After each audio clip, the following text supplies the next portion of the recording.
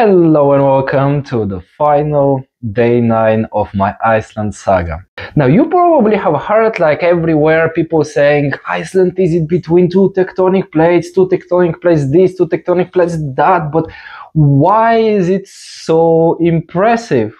You see, our Earth is divided by a lot of tectonic plates, but there are very few places where you can easily access their border.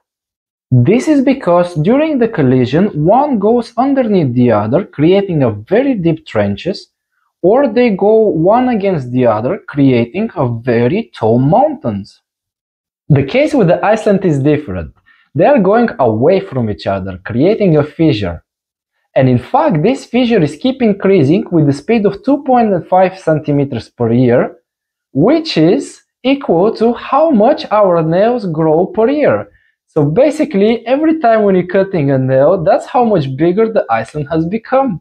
And did I forget to say that they are not just tectonic plates, they are the second and third largest tectonic plates on Earth, with only the Pacific plate being bigger than them. As a result of that, there is the only place on Earth where you can snorkel in between two tectonic plates.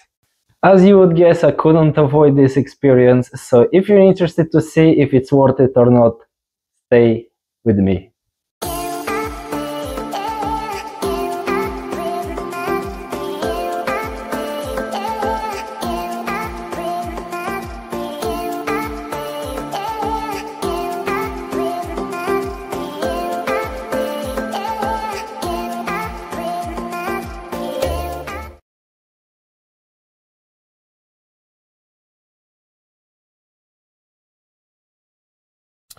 So guys, unfortunately this is my last day in Iceland. However, even my last day doesn't finish with no crazy experiences. And today I'll be snorkeling in between two tectonic plates. It's called Silfra snorkeling. There are different companies that are doing that. I'll be doing it with Arctic something. I'll put it later. For I don't know, this is I think such an amazing experience that you would be in the water, cold water, swimming in the full suit and just enjoying being in the only place on Earth that is between two tectonic plates. Can't wait!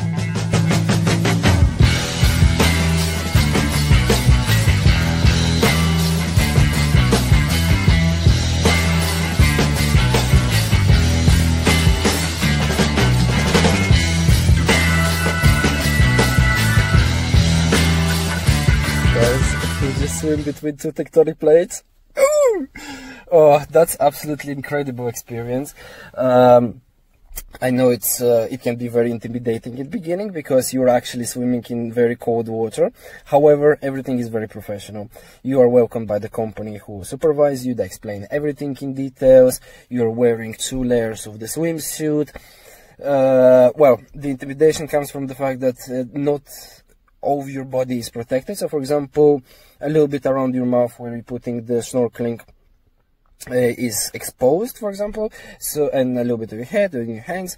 So when you go into the water, you do feel like it's freezingly cold, but fear not, after literally a minute or 2 your skin gets numb, and if you do everything correctly you would be dry everywhere else, and you would be absolutely enjoying these views.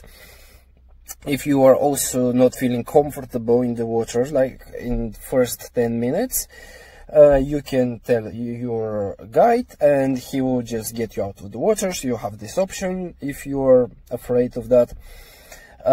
What is so cool about this is that on the surface it looks like it is a pond, a little shallow pond, like, and but you go diving into it and there are massive rocks going all the way down.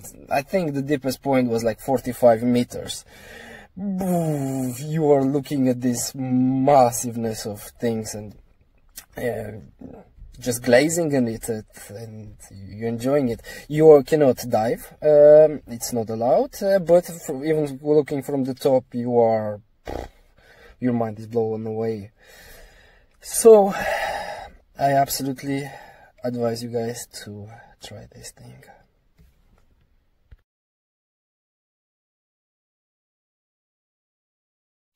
Okay guys, so I couldn't leave the Iceland without another absolutely crazy Viking experience. For this, I arrived in Natunsiclekir. I will write it down, but it has a very nice nickname. It's nicknamed Blueberry Cave. As you would probably saw, there were a lot of different types of caves in Iceland. One that I explored was man-made caves. Another one was just a very little cave, but very interesting with the water in it. Third one was the biggest tunnel cave. And this one, what's unique about this, is that it's open for the public. However, you are coming here and there's not a single person. This cave is actually not famous at all, although it's open and it's apparently safe to go inside there. No people, nothing. You are gearing up yourself, you have everything is on your own responsibility, and then you just go inside, and it doesn't look like it's a very easy cave. So wish me luck, more to follow. So before I enter the Blueberry Cave, I really wanted to share a little bit of a very interesting knowledge about these types of caves. One thing you might be surprised about is that I'm about to enter a cave, but where is the cave? Where is the, like, a mountain or something like that? Well, that's because this cave is a tunnel cave. Now, what is a tunnel cave? Tunnel cave is, if you imagine that whenever the volcano erupts, the lava flows. As you can see, that's the lava that was just going. And if the lava goes and it flows like this, so for example my hand is the lava, it flows, flows, flows, flows, and with the time the chemical types of specific lava were done in a way that when the lava flows, it makes a little bit of a tube that insulates the inside part of the lava. So if this is the crust, that's the out part of the lava, and this is the inside lava, it makes insulation, and the lava that is inside actually is still warm while the ones on the side is hardened. So what happens with that is that this part is already rock, rock formation, while this part of the lava continues flowing. And what happens is that it keeps flowing while the outer part left, and we are left with the tube. That's how these tube caves are made. And with the time, of course, there's more and more, like more volcanoes, they're more adding other extra layers on top of that. And with the time, in specific very weak points, the cave collapses. When there's just a little bit of the lava, it collapses, and we are having a bit of like a ground that goes inside of this shallow tube, underneath just a field. So yeah, let's see how that looks like. As I mentioned, this cave is abandoned. There's not a lot of people around here, and if you're coming and you want to do it, be absolutely careful. Definitely have some lights because it's absolutely dark inside. Have an amazing shoes and also have some helmet. Fortunately, I didn't bring the last one today. Plus, I'm up all by myself, so I will be extra careful today. And I cannot guarantee if I'm going to finish it even, but I'll try to get as much view of it as possible. And here you can see, just like in the middle of the field, you suddenly have like a small like a hole in the ground. And what do we have inside? Well, we do have, there's another one over there as well, but let me show you this entrance. We have a little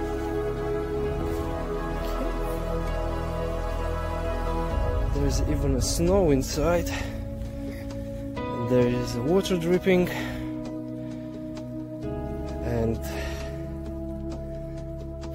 it smells okay. Well, let's see where we can get there. At first, the entrance of Blueberry Cave seemed friendly enough. I didn't spot any slippery, moving rocks, neither big cracks in the ceiling. Overall, this cave was in the stable condition. But the further I went, the more respect it commanded. Very soon I found that this was a much bigger cave than I had in my mind. The tallest point, estimated to be around 6 to 7 meters, and it is 360 meters in length. This is definitely a little bit challenging cave for amateurs, and if you don't have a very good light, or your lights are running out of batteries, like this happened to me, I'd strongly suggest you not to go to any dark places. Nevertheless, it is totally doable, and the fact that this cave is completely uncharted makes the whole experience absolutely thrilling. In fact, this is the best cave I've ever seen if you're not good at caving, but you're looking for exciting and adrenaline-pumping time. However, please take into consideration that due to erosion, small earthquakes, or volcanic activity, the cavity can deform and become dangerous. If you Google, you can find several companies that do tours over there, and even if you decide to do it on your own, I strongly advise to ask these companies if the cave is still accessible. I have no idea what this means, but you can see that this ground is burning. This is the ground which is burning. I would believe that's because, as you can see, there was snow before, and now today is a very hot day for Iceland. It's literally just melting the leftovers of this ice. You can see there's a lot of dripping water. Sadly, my adventure was coming to the end, and to suppress my sorrow, I left the most delicious experience until last, the traditional Icelandic rye bread bakery. Now, just like everything else in this island, this is not a normal bread, but a one baked in a hot spring ground. I wonder when they will finally find the ring with the skeleton of a hobbit next to it. Too late now, because I found it myself. Luckily, she wasn't talking about my awful joke, but about the bread that she planted 24 hours ago.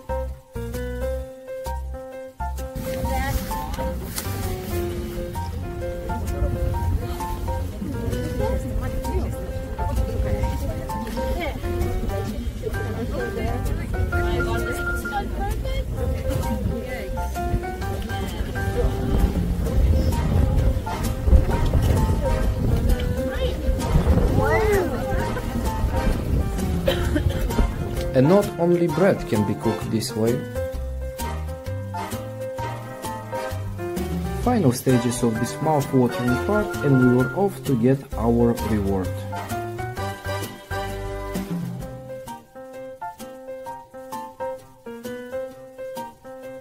Not only you get to try this still steaming bread that was baked in front of your eyes, but if you liked it, you can go and buy a whole loaf for yourself.